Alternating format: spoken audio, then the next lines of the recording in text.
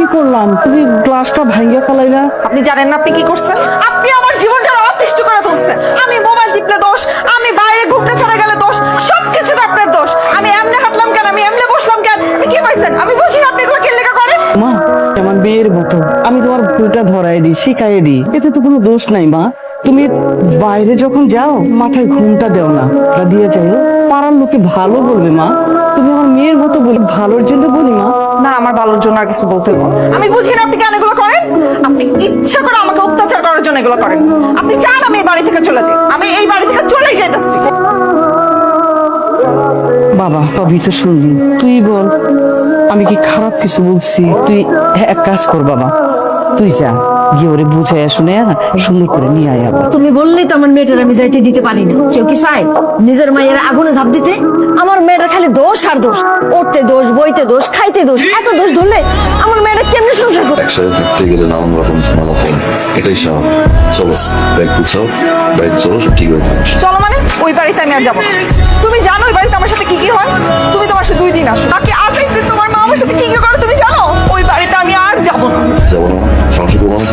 আমার সাথে যদি সংসার করতে হয় তাহলে ঢাকায় আমাকে নিয়ে আলাদা বাসা নিতে হবে। জামাই মারিয়ে রে জানি কি বুঝাইছি, ছোট মানুষ তো বুঝান, কিন্তু তুমি তো বুঝমান পোলা। সব মাইয়ারই কিন্তু বিয়ার পরে ইচ্ছা থাকে জামাইয়ের নিয়ে একটু আলাদা থাকে। আর মনে বোনা যেহেতু হইতাছে না, তোমাকে আলাদা একটা বাসা নিয়ে নাও। কি কনাপা? হ্যাঁ, আমার মায়ের নিয়ে তুমি যদি সংসার করতে চাও তাহলে ঢাকা আলাদা বাসা নাও। বাবারে, তোর বউ যদি বাপের বাড়ি থাকে তাহলে তো পাড়াপড়শি ভালো কইব না। বাবা তুই জিদ করিস না, যদি তোরে নিয়ে আলাদা বাসায় থাকতে চায় তুই তাই থাক। মা, যদি আমার আলাদা বাসা নিতে হয় আমি তোমার নিয়ে বাসা নিব, তুমি ছাড়া আমি ঢাকায় কোনো বাসা নিব না। তোর বাবা তো এই ভিটাতেই মারা গেছে। তোর বাবা মারা যাবার পর আমি তো এই ভিটা ছাইরা এক রাইতের লাগেও কোথাও গিয়ে থাকতে পারি নাই। আমার ভালো লাগে না। আমি মা হিসাবে তোর অনুরোধ করি, তুই বউরে নিয়ে আলাদা বাসা নিয়ে থাক। আমি চাই তোরা সুখে থাক বাবা। আব্বা আম্মার জন্য না অনেক মন খারাপ হইতেছে। আব্বা আম্মা তো আমাদের সবকিছু এত সুন্দর করে সাজাই দিন, তাদেরকে একবার আসতে বলা উচিত না? আসতে বলো মানে কি? আমি বলবো কেন? তুমি তাদের একমাত্র মেয়ে জামাই না? তোমার কোনো দায়িত্ব নাই? ফোন দাও। আসসালামু আলাইকুম, ভালো আছেন? হ্যাঁ বাবা, ভালো আছি। তুমি কেমন আছো? মারিয়া ভালো আছে? মারিয়া ভালো আছে। মারিয়া যাচ্ছিল কি, আপনি মা সবাই যদি আসতেন তাহলে ভালো হতো না? আসবো না মানে? অবশ্যই আসবো, আসবো, সবাইকে নিয়ে আসবো। শোনো, মারে নিয়ে আসি। আমি তো আসতে না করি নাই। বাসায় তো রুম আর 5টা না, বাসায় রুম 3টা। আম্মা আসতেছে, আব্বা আসতেছে, মামি আসতেছে, মামা আসতেছে, সবাই একসাথে। আম্মা কই থাকতো বলো? কেমন আছিস? এই দেখ কারা কারা আসছে, দেখ দেখ দেখ দেখ। সবাই আসছে। শোনো মারিয়া, টাকা পয়সা বেশি বেশি করে সেভ করবা। আজকে পুরুষ মানুষ আইজ আছে কাইল নাই, তাই না ভাবি? মাসের 20 তারিখে স্যালারি টাকা সব শেষ হয়ে যায়। আল্লাহ জান কিভাবে সব টাকা শেষ হয়। শেষ হয় না শেষ করে? আমার তো মনে হয় মায়ের দিয়ে আসে। আমারও তাই মনে হয়, সারাটাক্ষণ খালি মা মা মা মা মা। ভাবি লক্ষণ কিন্তু বেশি ভালো। জামাইরে কি তাবিজ টুবিজ করছেনি? আমারও তাই মনে হয়, তাবিজ তোমার করতে পারে। কোনো চিন্তা করিস না, লোহাদা কেমনে লোহা কাটতে হয় এটা আমার খুব ভালো করে জানা আছে।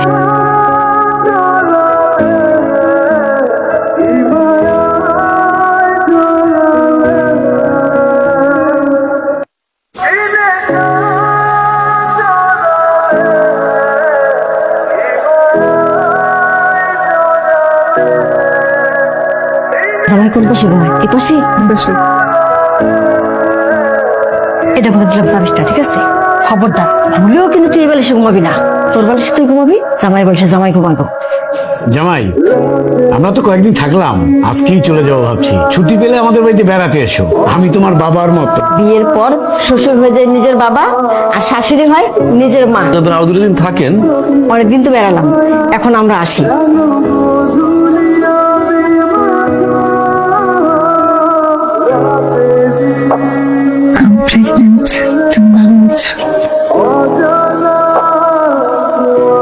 তুমি বাবা হচ্ছে। প্রমিস? আলহামদুলিল্লাহ। মা, মা আরে আমার বাবা আইছে। আচ্ছা তুই হঠাৎ করে এসে বললি, আমার একটা খবর দিবি না? মা তুই দাদি মা কি করছ?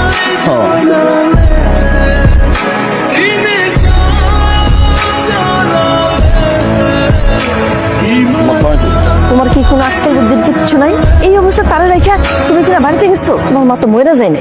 শোনো, তুমি এক্ষুনি ঢাকায় বাবার মেয়ের কাছে, বাবা মার কাছে তোমার থাকতেই পারো।